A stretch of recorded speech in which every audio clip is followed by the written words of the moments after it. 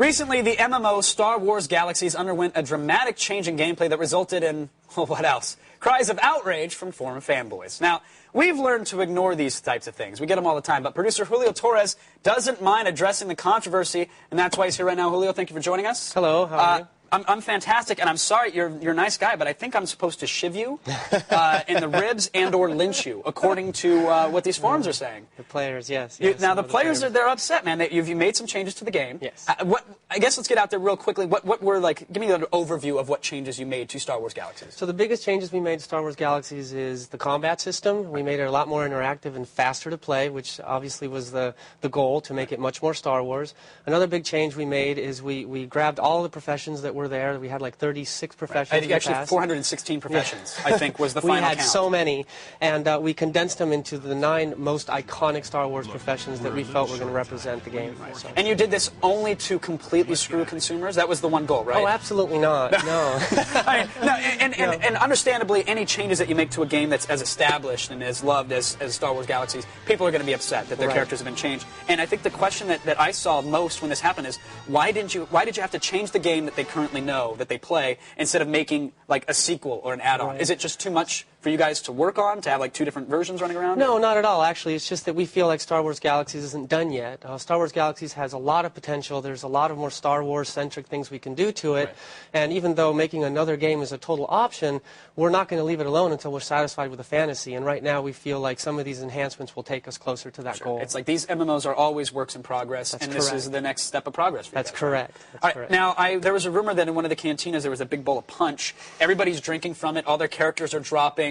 There's a mass exodus. What is it like? I've read reports that cities are barren, that the user base is now revolting. Is this true? Is this really happening to the game? Well, there's a segment of players that obviously are going to be resistant to change, and we experienced that in the past when we make enhancements like these.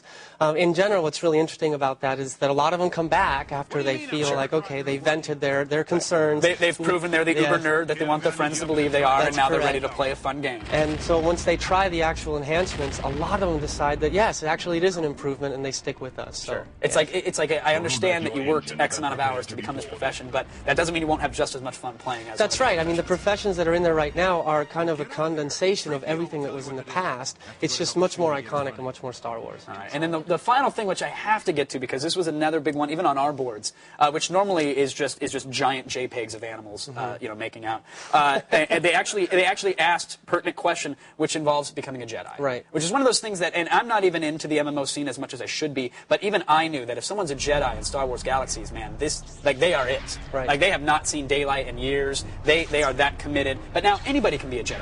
Right. Which, now, to some sounds like, well, great, I want to be a Jedi. I like Star Wars. Why shouldn't I be? To others, it feels like a slight because they spent years. Right. How do you justify and or explain something like that? Okay, so there's 2 things. One is that it's always been possible to be a Jedi no matter what kind of player you were. In the past, it was just a lot more hardcore and more difficult. Sure. And we have made it a little bit more accessible, but that's not to say that you can just start the game and be a Jedi. You still must go through this content path and go through a lot of quests and become a high-level game player before you can get there. So I think the misconception is that one of the options is to become to go to the path to Jedi. Sure. It's not just click a button. The moment I get it off the shelf Jedi. at Walmart, I got my lightsaber and I'm You still must earn the right to become a Jedi. Good. The difference now is it's just a lot more fun to get there. Good, and that's good. Well, let's talk about some of the new stuff. I'm done. I'm sorry. I'll take the gloves off. Not at all. But I appreciate you taking the questions because it's important. I know to a lot of the fans out there. Absolutely. But show me some of the new stuff. What's exciting and new for new players that haven't played before? So if you haven't tried Galaxies before, if you've heard about it, the new stuff is really all about allowing you to get into a game in a much more simpler way. So in other words, you can actually enter the game and know exactly what you're doing all of the time, instead of being into a huge sandbox where you don't know exactly what to do and you have to explore a lot. So if you want to jump in and play for an hour, you will learn the basics and have a great time.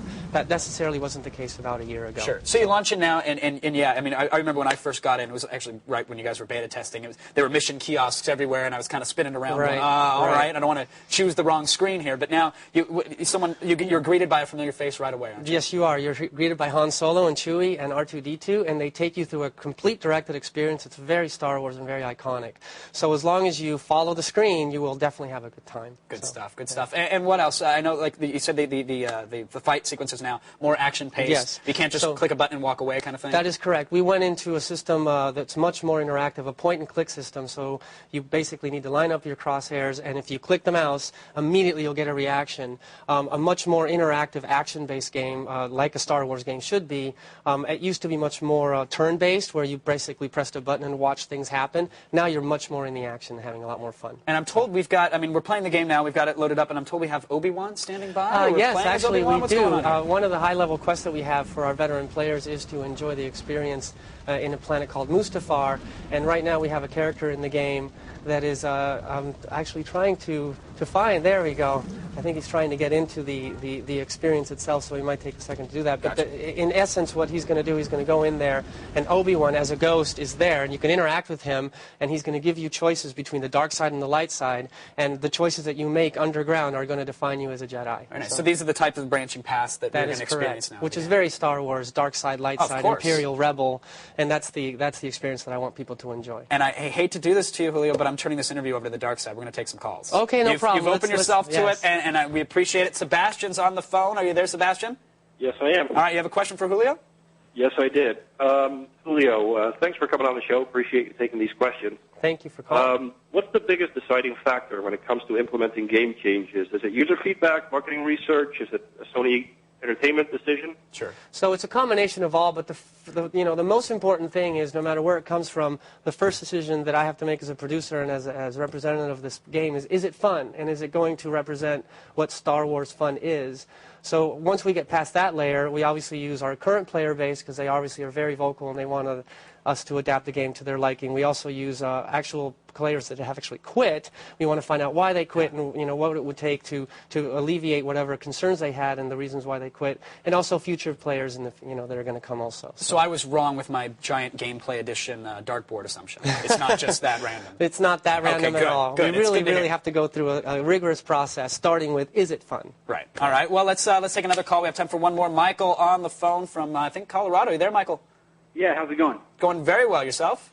Doing all right. All right. Julio's here. He's ready. Grill him. All right.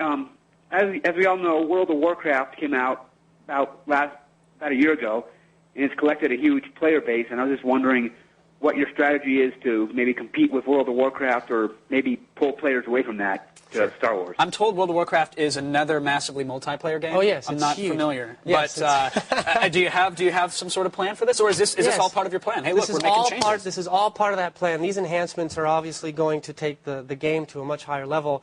I want to just say that I play World of Warcraft too, and it's a great game. It's a total different fantasy though, so in some sense we should be able to coexist together in harmony.